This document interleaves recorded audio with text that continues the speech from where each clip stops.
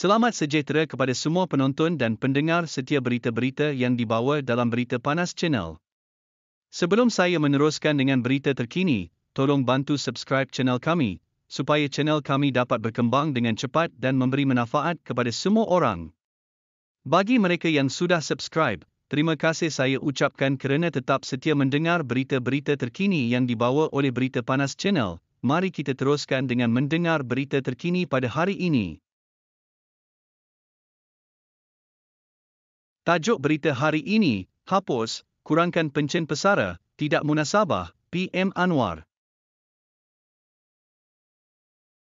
Kabar angin bahawa Kerajaan Perpaduan akan mempertimbangkan penghapusan atau pengurangan pencen pesara termasuk bekas anggota Kabinet adalah tidak munasabah, kata Datuk Seri Anwar Ibrahim. Perdana Menteri berkata, ia berikutan perkara itu membabitkan soal peruntukan dalam Perlembagaan Persekutuan. Justeru, beliau berkata, cadangan memansuhkan atau mengurangkan pencen anggota Kabinet harus diteliti dan dirujuk semua pihak.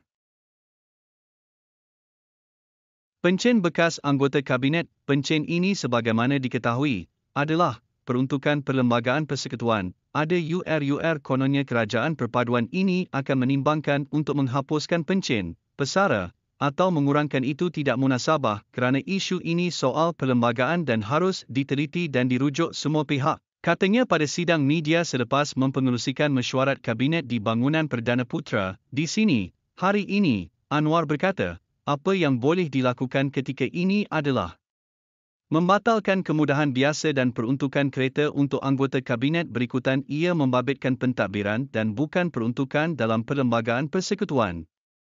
Beliau berkata demikian ketika mengulas kenyataan bekas Ahli Parlimen Kangar, Nur Amin Ahmad sebelum ini bahawa kerajaan mampu menjimatkan antara RM100 juta hingga RM150 juta perbelanjaan negara setiap tahun sekiranya pencen bekas anggota Kabinet dimansuhkan. Nur Amin dilaporkan berkata, berdasarkan sistem semasa negara dan jumlah bekas Kabinet yang layak menerima pencen, kos yang ditanggung untuk menteri, timbalan menteri dan setiausaha parlimen adalah RM100 juta hingga RM150 juta setahun.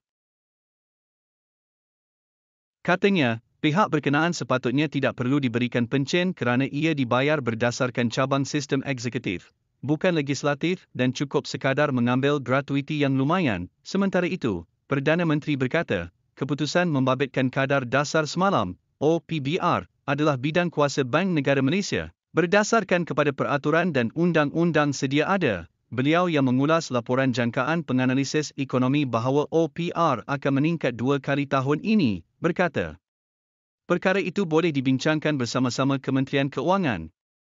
Tetapi bidang kuasanya tetap bawah BNM. Bagaimanapun, katanya, perbincangan akan dijalankan dengan Gubernur Bank Negara serta Menteri Ekonomi, Rafizi Ramli sebelum Belanjawan 2023 dirangka. Pendekatan itu saya pernah lakukan dulu. Ia tidak asing kerana tindakan mana-mana pihak juga akan membabitkan dasar ekonomi keseluruhannya, katanya. Sekian sahaja berita hari ini, kita jumpa lagi dalam edisi berita yang lain. Bagi yang belum subscribe Berita Panas Channel, jangan lupa subscribe channel ini. Jangan lupa aktifkan tombol loceng supaya anda dapat pemberitahuan apabila kami memaparkan berita-berita terkini. Jangan lupa kongsikan link berita-berita terkini di media-media sosial yang lain, supaya ramai yang mendapat manfaat dari berita-berita yang dibawa oleh channel kami. Sekian, jumpa lagi dalam berita yang lain.